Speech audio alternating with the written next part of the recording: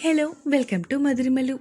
ఇంకా ఎవరైనా మన ఛానల్‌ని సబ్స్క్రైబ్ చేసుకొని ఉండకపోతే ప్లీజ్ ఇప్పుడే సబ్స్క్రైబ్ చేసుకోండి. అలాగే అందరికీ wish you a happy new year. ఎదుట నిలిచింది చూడు. ఎపిసోడ్ 34. గుడ్ మార్నింగ్ వర్ష. అశ్వి కూడా బదులుగా చిరునవ్వుతో విష్ చేసి చెప్పింది. వర్ష, మా వదినకి ఆఫీస్ మొత్తం చూపించు. ఆర్డర్ పాస్ చేశాడు జీవన్. ఓకే సార్, రండి మేడం అంటూ అశ్విని తీసుకొని బయటికి నడిచింది వర్ష. అలా ఇద్దరూ మాట్లాడుకుంటూ ఆఫీస్ మొత్తం చుడుతూ ఉన్నారు. ఒక అరగంట సేపు మొత్తం చుట్టి లాస్ట్కి క్యాంటీన్కి చేరుకున్నారు ఇద్దరు. ఓకే వర్ష, ఏం తాగుతావు అడిగింది అశ్వి. నాకేం వద్దు మేడం, మీరు ఏమైనా తాగుతాను అంటే తాగండి, నాకు మాత్రం ఏం వద్దు చెప్పింది వర్ష మొహమాటంగా.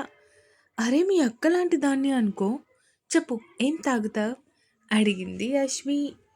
మీరు ఏం తాగితే నాకు అదే తీసుకోండి, నేను ఏమైనా తాగుతాను చెప్పింది వర్ష. ఓకే అయితే అని 2 కాఫీ ఆర్డర్ చెప్పింది అశ్వి. Modelling agencies. నిషిత్ నిషిత్ ఇది చూసావా, రేపు మిస్ హైదరాబాద్ కాంపిటీషన్లో కంపెనీ తరపున అశ్వి మోడల్గా రాబోతుంది అన్నాడు Nishith friend. What the hell, అది ఆ కంపెనీలో జస్ట్ ఫ్యాషన్ డిజైనర్గా మాత్రమే కదా, మరి మోడలింగ్ ఎందుకు చేస్తుంది చిరాగ్గా కోపంగా అడిగాడు నిషిత్. చూసావా, నువ్వు ఆ లావణ్య మోజులో పడి దీన్ని గాలికి వదిలేసావు, ఇప్పుడేదేమో మిస్ హైదరాబాద్ టైటిల్ పట్టుకొని వెళ్ళిపోతుంది అన్నాడు అతను. రేయ్, ఇల్లు అలకగానే పండగ కాదురా. అలాగే ఇంకో విషయం, రేపు నా దగ్గర కూడా నా కంపెనీలోనే బెస్ట్ మోడల్ ఉంది, తనని ఓడించడం అంత ఈజీ అయితే కాదు ధైర్యంగా చెప్పాడు నిషిత్. నేను అలా అనుకోవడం లేదు, నువ్వు జస్ట్ ఒక రోల్డ్ గోల్డ్ కోసం డైమండ్ని వదిలేసుకున్నావనిపిస్తుంది నిషిత్. నేను అలా ఏమనుకోవట్లేదు, అంతగా కావాలి అనుకుంటే నేను లావణ్యాన్ని మోడల్గా పెట్టుకోగలను. ఆ అశ్వి కంటే 100 టైమ్స్ బెటర్ నా లావణ్య. వచ్చాయి నిషిత్ మాటలు.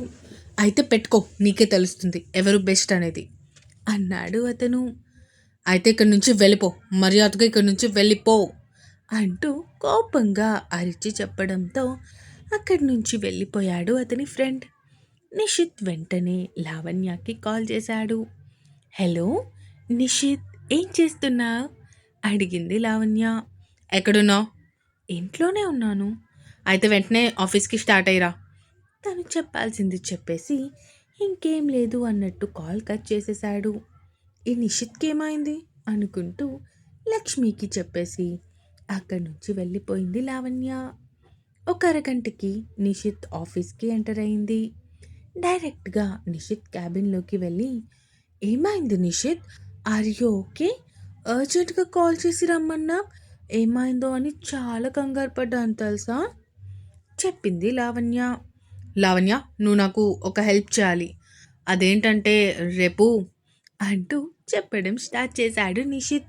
వాట్, ఆ అశ్వి మోడలింగా పార్టిసిపేట్ చేస్తుందా? ఖచ్చితంగా అది ఓడిపోతుంది. నువ్వేం భయపడకు నిషిత్, ఎలా అయినా నేను నీకు హెల్ప్ చేస్తాను. రేపు నేను మోడలింగ్లో పార్టిసిపేట్ చేస్తాను, కానీ ఇప్పటికిప్పుడు మారడం అవుతుందా ప్రశ్నించింది లావణ్య. నువ్వు ఓకే చెప్పావు కదా, అది చాలు నాకు, మిగతా విషయం అంతా నేను చూసుకుంటాను, నీకేం ప్రాబ్లం లేదు అంటూ లావణ్య దగ్గరికి వెళ్ళాడు. లావణ్య కూడా నవ్వుతూ నిషిత్ని చూస్తూ ఉంది. ఇక ఎప్పుడో సాయంత్రంకి ఇంటికి చేరుకున్నారు అద్వైత్ అశ్వి వాళ్ళు. అశ్వి, రేపు కాంపిటీషన్ కోసం అంతా రెడీ అయినా అడిగింది అవంతిక. అవంతిక, నేను రెడీగా ఉన్నాను తింటూ బదులిచ్చింది అశ్వి. అశ్వి, రేపు కాంపిటీషన్లో నీకు ఒక సర్ప్రైజ్ ఉంది అశ్వి పక్కన కూర్చొని తింటూ చెప్పాడు అద్వైత్. ఆ మాటకి అశ్వి అద్వైత్ వైపు చూస్తూ, ఏంటి అద్వైత్ గారు అది? చెప్తే థ్రిల్ ఏముంది చెప్పు, రేపు నువ్వే చూస్తేనే కదా అసలైన సర్ప్రైజ్, అందుకే నేనేమీ చెప్పాలి అనుకోవట్లేదు, రేపు నీ అంతటా నువ్వే తెలుసుకో అంటూ పైకి లేవబోయాడు. అద్వైత్, ఇంత తక్కువ తినడం ఎప్పటి నుంచి నేర్చుకున్నా? కాస్త అన్నం పెట్టుకో, నువ్వు పెట్టుకోకుండా ఇక్కడ నుంచి కదలనివ్వను అంటూ ప్రియా గారు గట్టిగా చెప్పడంతో ఇంకా ఏం చెప్పలేక సైలెంట్‌గా ఉన్నాడు అద్వైత్. ఆ సర్ప్రైజ్ ఏంటి? మెల్లగా అవంతికకి సైగలు చేస్తూ అడిగింది. మీ ఆయన్నే అడుగు. నన్నడిగితే నాకేం తెలుస్తుంది? చెప్పింది అవంతిక సైగల ద్వారానే. ఇక నారాయణమూర్తి గారు తినేసి వెళ్ళిపోయాక ప్రియా గారు అశ్వి వైపు చూస్తూ, అవును, ఈరోజు నువ్వు వర్షాన్ని చూడ్డానికి ఆఫీస్‌కి వెళ్ళావు కదా! ఎలా ఉంది తను? కోడలికి ఇంకొంచెం వడ్డిస్తూ అడిగారు. చాలా బాగుంది అత్తయ్య. నాకు కూడా బాగా నచ్చింది. నవ్వుతూ చెప్పింది అశ్వి. ఆ మాటకి సంతోషపడిపోయారు ప్రియా గారు.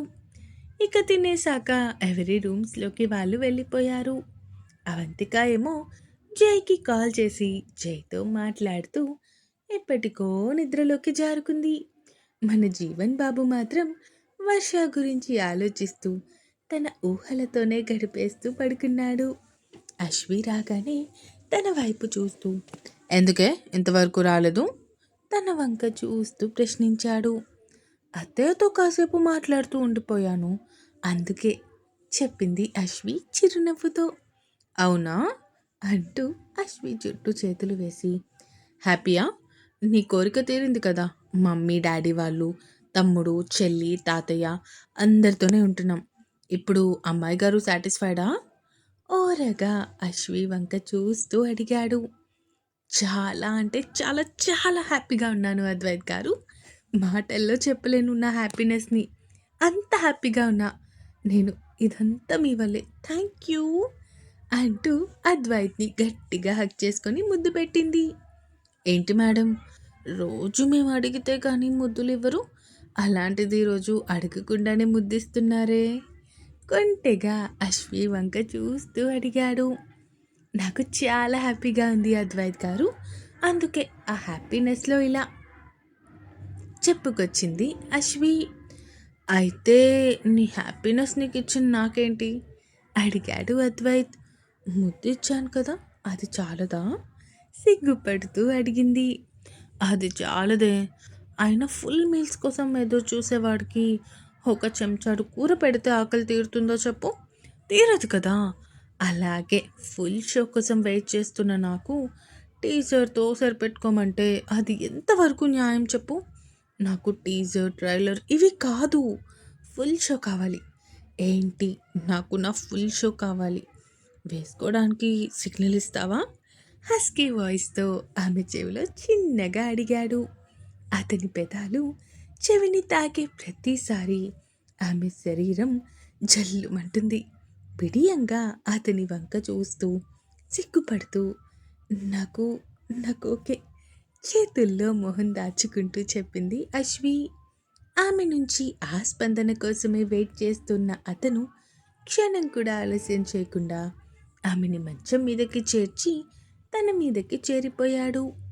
మెల్లగా ఆమె చెవిలో మరోసారి ప్రశ్నించాడు. ఓయ్, ఇప్పుడే చెప్పవే, నీకు నిజంగా ఓకే కదా? ఒకటికి 2 సార్లు అడిగి కనుక్కుంటున్నాడు. నాకు నాకు ఓకే అద్వైత్ గారు. కళ్ళని గట్టిగా మూసుకొని చేతులతో దుప్పటిని గట్టిగా పట్టుకొని చెప్పింది అశ్వి.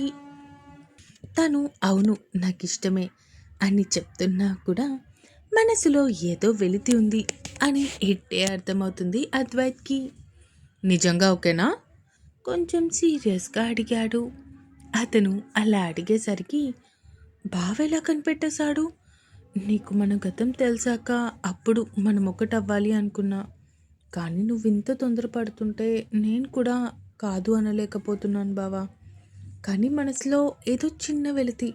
నువ్వు నా బావవి అని తెలిసాక నన్ను నేను నీకు అర్పిద్దామనుకున్నా. కానీ ఎలా కనిపెట్టేస్తున్నావు బావా? అంత ప్రేమిస్తున్నావా నన్ను? అనుకుంటూ, అది అది అద్వైత్ గారు, అంటే మరేమో అది అంటూ తనకి ఏం చెప్పాలో అర్థం కాక నానుస్తుంది.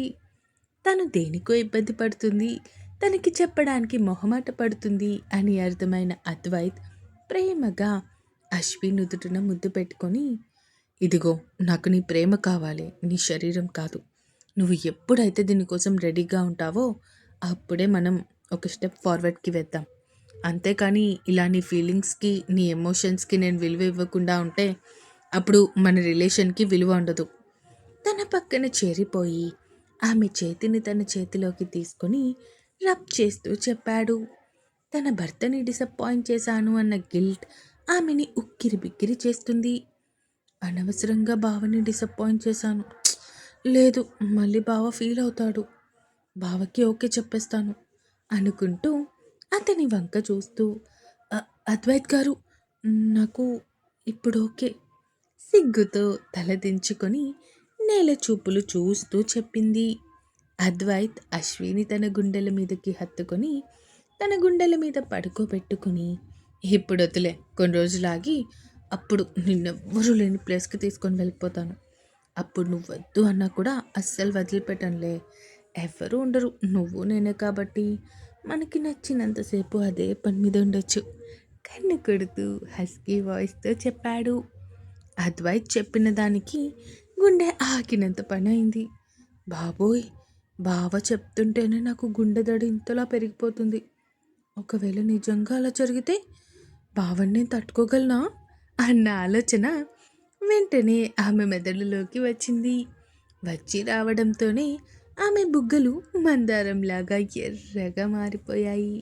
తన భార్య వంక ఓరకంట చూస్తూ ఉన్నాడు అద్వైత్.